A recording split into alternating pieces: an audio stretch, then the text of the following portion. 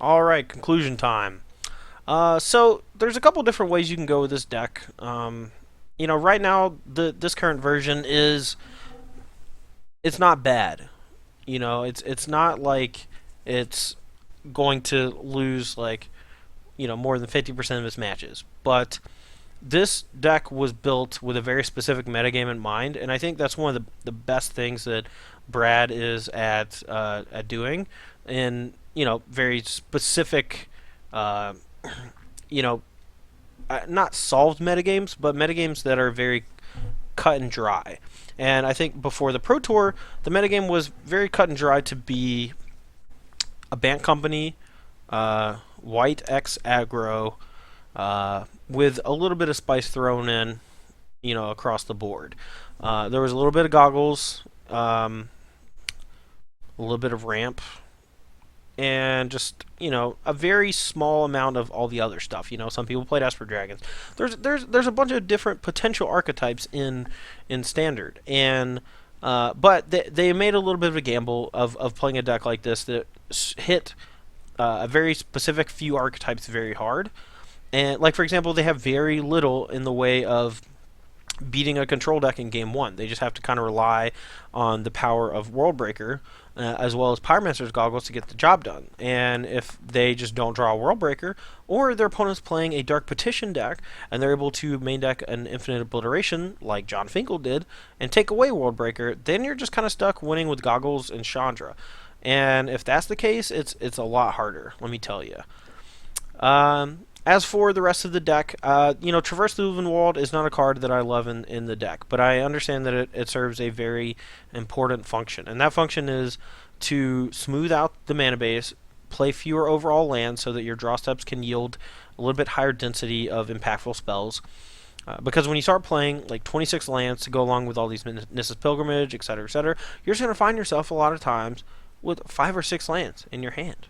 And you can't draw enough Magmatic Insights or Tormenting Voices to keep that from being an issue. Now, what you can do is just build your deck a little bit differently, and this is something that I'm actually working on right now. Basically my only green cards are Nissa's Pilgrimage and Worldbreaker. The rest of the deck is very similar to this, but I don't have Traverse the Ulvenwald. I don't have Dragonlord Tarka. I've trimmed a little bit on Fall of the Titans, and instead I'm playing like one more land, and then I'm playing 3 copies of Chandra, and maybe 1 or 2 other cards in there that I'm forgetting about.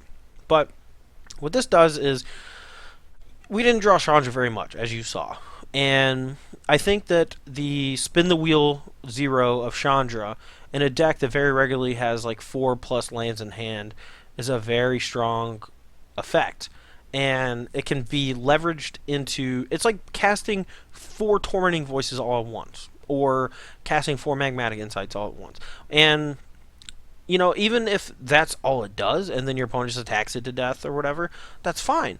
But there are going to be other games where you play Chandra, you tick down, you kill 2 or 3 creatures, and then they're in a position where they have to like spend a whole turn using Lumbering Falls or Shambling Vent or what have you to attack your Chandra to kill it, and that's just fine. That's a perfectly reasonable result of casting a 6-mana spell. But then again, there's the last thing where it can just stick around for more than a turn, and then you just can't possibly lose. If you cast a Nissa's Pilgrimage, you get to ramp. Like let's say you turn 3 or turn 4 cast Nissa's Pilgrimage with Spell Mastery, and you get to like play your 6 land drop on turn 5, cast a Chandra and 0, and sure, your opponent can choose to attack you instead of Chandra. But what if you get to untap and kill everything? So it kind of acts like this fog, Sphinx's Revelation type effect, where you actually get to turn these cards from Nissa's Pilgrimage, these dead cards, into actual spells, and that allows you to catch back up pretty easily, especially when you have the very powerful threat of Worldbreaker Kozilek's return against many of the aggressive strategies. Now, one thing I dislike about this deck is that I actually think it does not have enough removal to interact with the creature-based decks in Game 1. And it has too many removal spells for the decks where the removal doesn't matter. and I'm not really sure how to fix that. I had a ton of removal in the blue-red version of the deck with Thing in the Ice and whatnot, because I also had Jace, and I could loot away, said removal spells, as well as discard them to Tormenting Voice, or if I knew my opponent didn't have very many creatures, I could use Lightning Axe to kill the big creature and just discard the excess Fiery Impulse. So we had a lot of spots where we could actually just discard the excess removal. Not to mention, Fiery Temper could be cast off of Pyromancer's Goggles to just deal 6 to the opponent, as well as target Planeswalkers. It's possible that you could build this deck very similarly to how I build the blue-red deck, where we play, let's say no Hedron Archives, let's say no Traverse, and then we just have, some number of Fiery Tempers and Lightning Axes. And, it's not a backbreaking combo of Tormenting Voice plus Fiery Temper, but that combo is what made me love the blue-red control deck, the blue-red version of the Goggles deck. And this one can also just do that if you want to.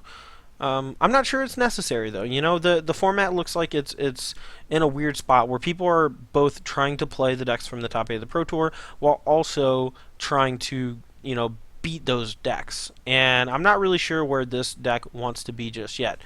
What I do know is that you need more ways to interact with Planeswalkers.